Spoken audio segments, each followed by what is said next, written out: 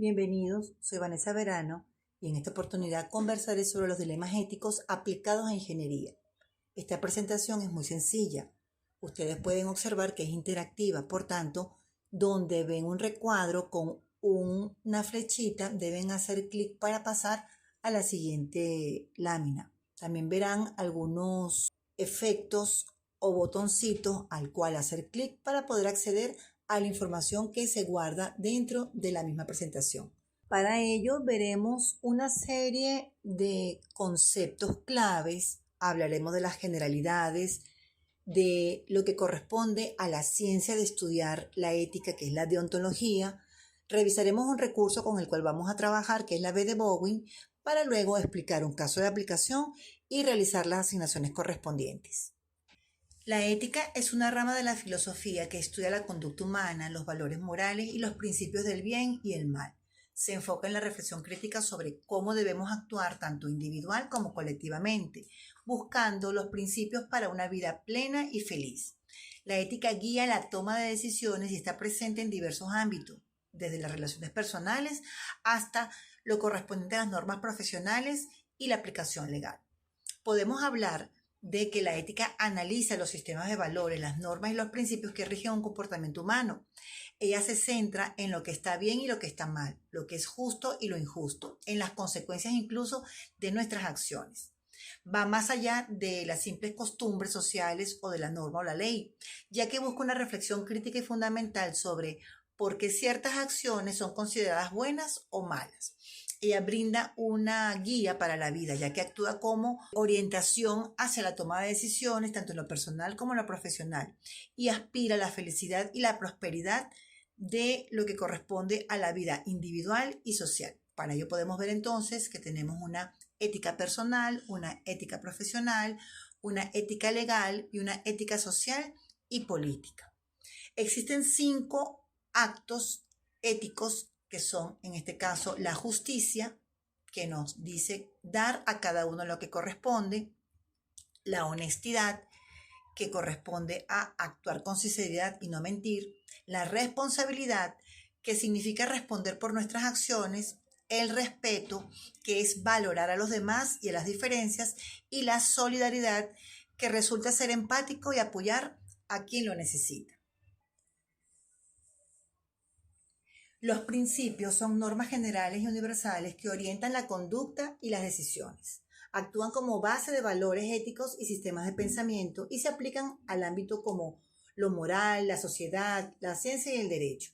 Etimológicamente provienen del latín principium, que significa comienzo u origen, ya que son los fundamentos de los que parten otras ideas y sistemas.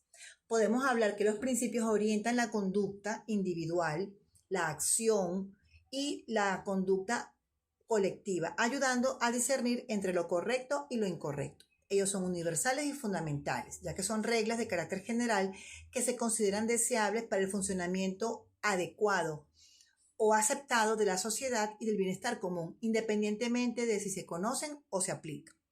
Ellos se fundamentan y estructuran en lo que corresponde al sistema de valores. Mientras los principios son reglas, los valores son cualidades que se consideran positivas y deseables, y más adelante hablaremos de ello.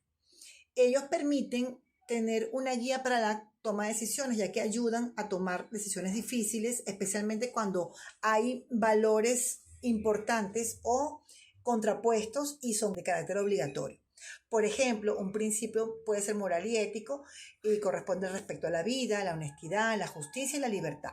También tenemos principios científicos como el principio de Arquímedes, el principio de Pascal. Tenemos principios legales que corresponden a la igualdad ante la ley y principios sociales que son el principio de la humanidad, que establece la dignidad de la vida humana y que cualquier vida debe ser respetada. Existen 5 universales, que es el derecho a la vida, la libertad, la igualdad, la justicia y el respeto por la dignidad humana. Los valores son principios, normas o cualidades que guían el comportamiento de las personas y las sociedades, ayudando a distinguir entre lo correcto y lo incorrecto. Son conceptos abstractos con una carga emocional que orientan las decisiones y las acciones, y pueden ser universales o personales. Algunos ejemplos como honestidad, tolerancia, justicia, compromiso, solidaridad, libertad. Ellos presentan pares opuestos, es decir, valor y antivalor. Por ejemplo, la justicia, injusticia, la verdad, la mentira. Tienen diferentes importancias a nivel de que va a depender de cada persona y cultura. De ahí que influyen en la toma de decisiones.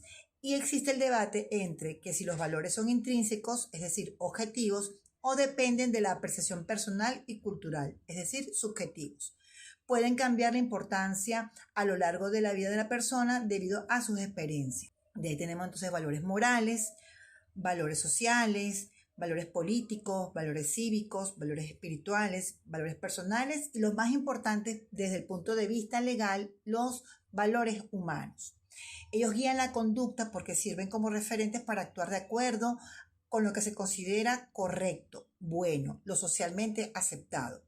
Ayudan a que las personas puedan coexistir en armonía y con tolerancia, promueven la mejora interior y la satisfacción al vivir de acuerdo con principios y creencias que son compartidas, ya que definen a esto, al tipo de sociedad o a una persona y se puede considerar bueno, digno o deseable. Orientan la forma en que actuamos, pensamos y nos relacionamos con otros, influyendo, por supuesto, en nuestras decisiones y los comportamientos que tenemos. Sirven como una brújula moral para discernir entre lo correcto o incorrecto y aunque ellos no son objetos físicos, son muy importantes porque se les atribuyen a cualidades que nos motivan. De ahí tenemos los valores morales, sociales, espirituales, personales, como lo he mencionado anteriormente. La moral es el conjunto de costumbres, normas y valores de una sociedad que guía el comportamiento, distinguiendo lo correcto de lo incorrecto.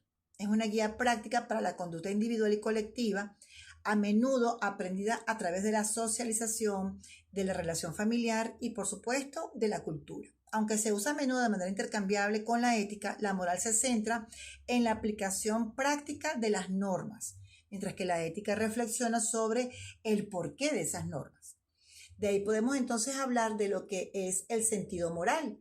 Es la capacidad de discernir entre el bien y el mal, de valorar las acciones y cualidades de las personas. Es una predisposición natural en los seres humanos para juzgar nuestras conductas basándonos en la anticipación de las consecuencias, la capacidad de hacer juicios de valor y la elección entre las diferentes alternativas. Este sentido guía nuestras acciones y nos permite actuar de acuerdo a las normas y los valores éticos. Por ejemplo, los sentimientos, el sentimiento de culpa, la gratitud, la compasión son emociones asociadas al sentido moral. Tomar decisiones basadas en la empatía, como ayudar a alguien en la necesidad o evitar acciones perjudiciales, como la mentira, está desde el punto de vista del sentido moral de la acción. Elaborar juicios sobre la justicia o la injusticia de una situación basados en valores como respeto y honestidad corresponde a el juicio. Isaac Asimov, padre de la robótica y de la parte de informática, ingeniero, afirma que nunca deje que su sentido de la moral le impide hacer lo correcto o de actuar de manera honesta. Los conceptos morales se refieren a los juicios que las personas emiten sobre las acciones como buenas o malas, justas o injustas, equitativas o específicas. A menudo están acompañados de emociones y debates sobre las acciones apropiadas en diversas situaciones. Es un conjunto de normas y valores, ya que la moral incluye un sistema de creencias y costumbres que definen lo que se considera bueno o malo en un contexto cultural específico. Estas normas y valores orientan las decisiones y acciones diarias y generan consecuencias a través de lo que vamos a vivir o experienciar. Son ejemplos de ella lo que corresponde al valor, como el respeto, la justicia, la responsabilidad. Otra parte de la moral podemos hablar sobre el respeto, la justicia, la responsabilidad, la honestidad, la libertad, porque nos permite hablar con respecto a lo que está dentro de un comportamiento global. De aquí podemos ver este cuadro donde nos presentan relaciones entre lo que es ético, los principios, los valores, la moral, que responden al plano ontológico o el deber ser, el ser y el hacer. Si vemos la ética en el ámbito de aplicación, ella es específica al ejercicio profesional. El principio es general, los valores van a ser individuales y sociales y la moral es concreta. Desde el punto de vista de la naturaleza, de su razón de ser, la ética es normativa y aplicada. Los principios son teóricos y prescriptivos, los valores es subjetivo y relativo y la moral corresponde a la normativa y práctica. La diferencia clave entre ellos está que la ética es subjetiva y personal, los principios son estables y universales, los valores son concretos y variables y la moral es particular. De ahí podemos entonces hablar sobre el plano ontológico o la aplicación de ellos desde el punto de vista profesional, que corresponde a la ética profesional, a los dilemas éticos profesionales o a la deontología del ejercicio profesional. Bien, la deontología es la teoría ética que se ocupa de regular los deberes, traduciéndolos a preceptos, normas morales y reglas de conducta, dejando fuera de su ámbito específico de interés otros aspectos de la moral. Ella viene o proviene del griego, pues es fruto de la suma de dos componentes de dicha lengua, deontos, que puede traducirse como deber u obligación, y logía, que es sinónimo de estudio. Ella ve lo que corresponde a lo ético, lo correcto, la parte de referente a los conceptos morales, al sentido moral, a la costumbre y responsabilidad profesional. Se basa en los principios, por supuesto, y en alternativas de posibles soluciones. De ahí proviene lo que son los dilemas éticos. Ella responde al deber ser en el ámbito laboral de manera correcta y responsable, dando como consecuencia o como resultado la regulación y autorregulación de los deberes colectivos y personales, el establecimiento de las normas socialmente aceptadas y garantía de interés público, lo que corresponde, por supuesto, a una guía de conducta o los códigos de convivencia.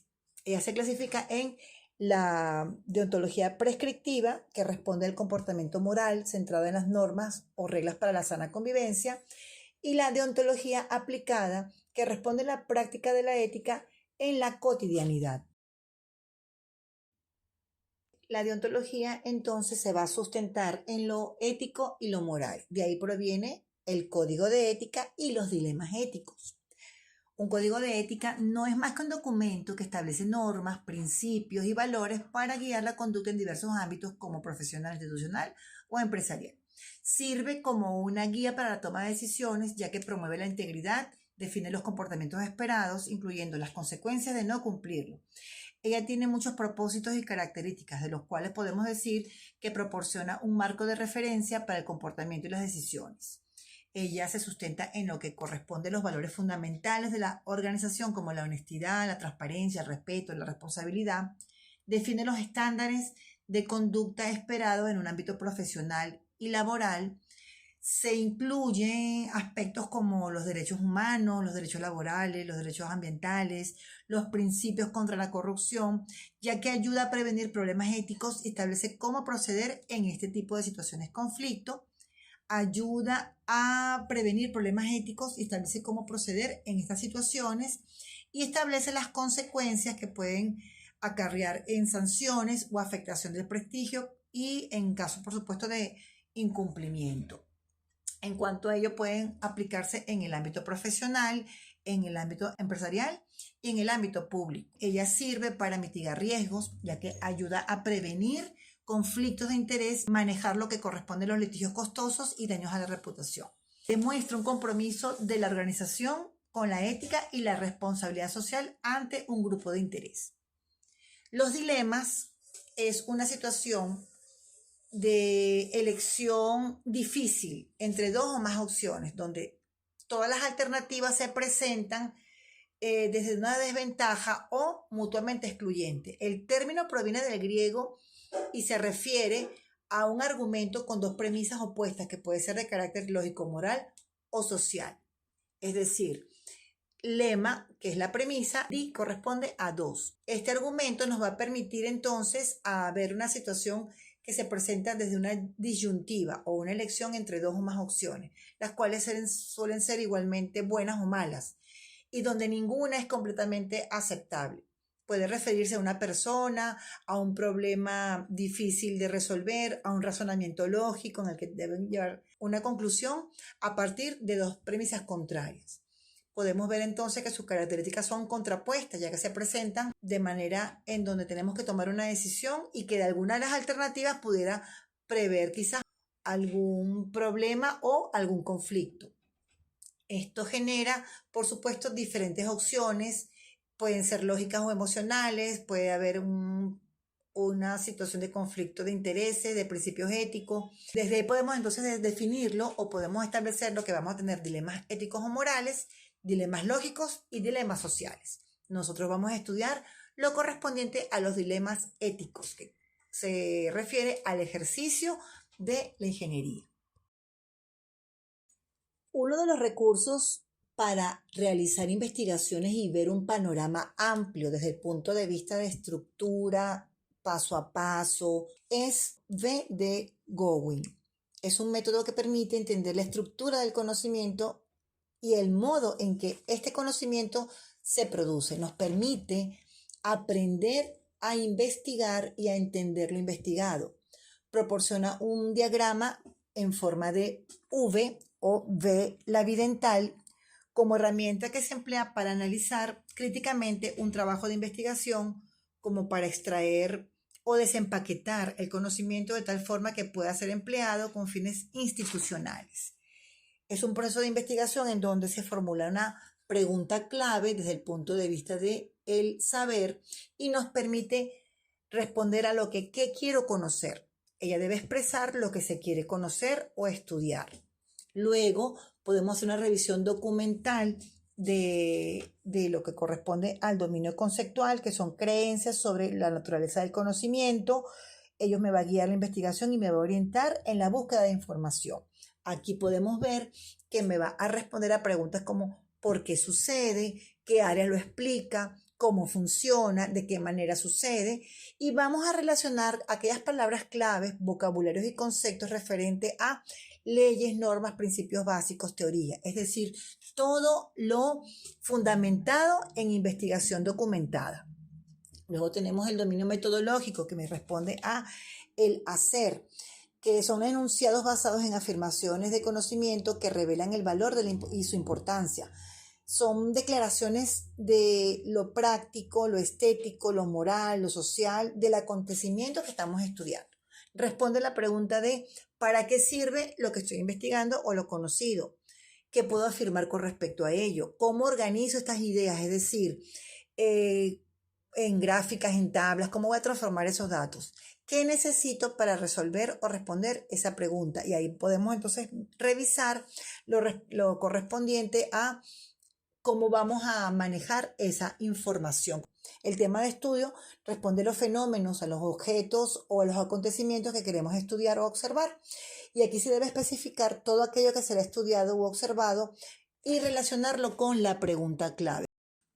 Para realizar la V.D. Gowing debemos plantearnos ciertas preguntas en cuanto a cuál es la pregunta determinante o la pregunta clave. Es decir, que debemos definir realmente el tema de estudio. ¿Cuáles son los conceptos claves presentes en esta investigación? En este caso, si hay algún tipo de conceptualización o fundamentación, y nos vamos a apoyar en la parte de el dominio conceptual. ¿Cuáles son los métodos de investigación que se utilizan? Si vamos a hacer de repente entrevistas, listado de checklist y corresponde al dominio metodológico. ¿Cuáles son las principales afirmaciones del conocimiento que sirve para enfocar la búsqueda de información sobre el acontecimiento estudiado? ¿Y cuáles son los juicios de valor que van a tener como premisa la descripción de los eventos, hechos u objetos a estudiar? Y eso me va a permitir responder la pregunta central. Bien, en resumen podemos decir que la V.D. Gowing es un recurso que permite al investigador aprender a pensar de manera crítica y abierta. En un proceso de investigación, la pregunta determinante es interrogante que va a identificar el fenómeno estudiado de modo que es posible que algo sea descubierto, que no sea de repente muy evidente, puede ser algo medido o determinado al responder esa pregunta. Y esta pregunta nos va a poner en evidencia la razón de ser de lo que se está investigando. Se sustenta en estudios, teorías o leyes. Es sistemática, es decir, que se va a dar paso por paso y se apoya en el método científico. Permite ver todas las posibilidades sin perder la objetividad y usa recursos para la presentación de los resultados. Podemos ver entonces en nuestra gráfica que en el dominio conceptual, que es el pensar, La pregunta clave es el hacer y el dominio metodológico es el hacer, es la vista ontológica de toda la situación que vamos a estudiar y vamos a explicar de manera razonada conocimientos previos, vamos a señalar teorías que van a explicar el fenómeno, vamos a describir brevemente o nombrar las normas, las leyes que podemos aplicar, vamos a redactar todo de manera que podamos expresar lo que queremos conocer, vamos a emitir conclusiones, vamos a señalar de manera muy concisa afirmaciones de conocimiento, eso lo vamos a tabular, lo vamos a colocar en mapas conceptuales, en infografía, en una B de Bowen, por ejemplo, vamos a usar recursos bibliográficos digitales, vamos a hacer revisión de normas para poder ser más específicos en todo aquello que queremos presentar y estudiar. Ya vamos a describir ese fenómeno de manera que podamos ver el todo y podamos dar un resultado bien conciso.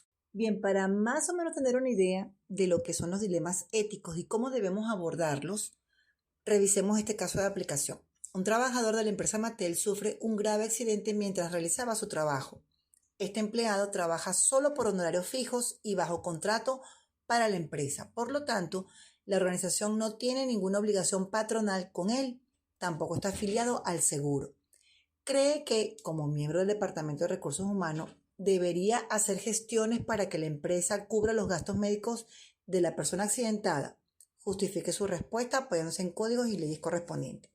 La pregunta es que si yo como miembro del Departamento de Recursos Humanos debería hacer las gestiones correspondientes para que la empresa cubra gastos médicos. Vamos a hacer una revisión, por tanto, de un compendio de normas que nos deberían decir cuál es el hacer, cuál es el deber ser realmente de esta situación. Con base a este enunciado podemos primero revisar que aunque específicamente dice que la organización no tiene ninguna obligación patronal con él, tenemos por deber revisar lo que dice la Ley Orgánica del Trabajo con respecto a este tipo de acuerdos laborales que aparentemente no hay una relación directa, pero sí está contemplada dentro de esos acuerdos internacionales. También debemos revisar las normas de convivencia de la empresa, porque aunque no sea un trabajador catalogado dentro del seguro, tenemos que ver si ellos cumplen con algún tipo de reglamento interno de seguridad laboral, si tienen algún tipo de seguro, cuáles son las condiciones de trabajo, que nos refleja incluso, por ejemplo, la LOXIMAT, que no es más que la Ley Orgánica de Prevención, Condición y Medio Ambiente de Trabajo aquí en nuestro país de Venezuela, y nos dice específicamente qué debe hacerse en casos de tener trabajadores eventuales o por honorario fijo. También tenemos que revisar lo que dice la COVENIN 474-1997, que responde al bienestar y seguridad laboral de los trabajadores dentro de una empresa, y revisar el reglamento de las condiciones de higiene y seguridad dentro del trabajo. Vemos entonces aquí nuestra B de Bowen, revisando el caso y lo que corresponde la fundamentación metodológica y conceptual. La pregunta clave es, ¿se deberían hacer gestiones para que la empresa cubra los gastos médicos de la persona accidentada? Bien, ¿cuál es la situación? Un accidente laboral en la empresa Mattel, donde un trabajador sufre un grave accidente mientras realizaba su trabajo. El empleado trabaja por honorarios fijos bajo contrato con la empresa. Según se indica, la organización no tiene ninguna obligación patronal con él y tampoco está afiliado al seguro. Ya por ahí tenemos incumplimiento, porque nuestra Ley Orgánica del Trabajo a nivel internacional dice que aun cuando fuera un trabajador eventual o emergente, debe estar asegurado. Por tanto, hacemos revisión de las normas ya mencionadas, que sería la Ley Orgánica del Trabajo, las normas de convivencia de la empresa, la Ley Orgánica de Protección de Condiciones Laborales, la COVENIN, el reglamento de las condiciones de higiene y seguridad en el trabajo. Con base a eso, nosotros tenemos que hacer unas entrevistas, tanto al accidentado como a las personas o compañeros que estaban alrededor en el momento del accidente o que pudieran ofrecerme una información acerca de la situación, de lo que aconteció. Luego eso lo voy a documentar en cuanto a hacer una lista, escribir, registrar alguna estadística o investigar si ya han habido otros accidentes que me pudieran a mí brindar una idea de cómo manejaron esa situación y a qué acuerdo llegaron. Luego tengo que hacer la revisión de casos similares en otras empresas u otras instancias. Me puedo meter en internet porque esto está documentado a nivel de INSACEL, que es el organismo que va a salvaguardar los derechos de los trabajadores, y debo revisar las cláusulas que sustenten indemnizaciones y condiciones especiales de lo anteriormente mencionado, de las normas anteriores y por supuesto de la empresa. ¿Con qué finalidad? De ver si realmente se aplica o no alguna indemnización, consiguiendo que la LOXIMAT sí contempla un acuerdo de indemnización para estos casos. Por tanto, se debe conciliar, es decir, se debe dar un acuerdo entre la empresa y el trabajador para que ambas partes queden satisfechas y cubiertas en lo legal y en lo humano.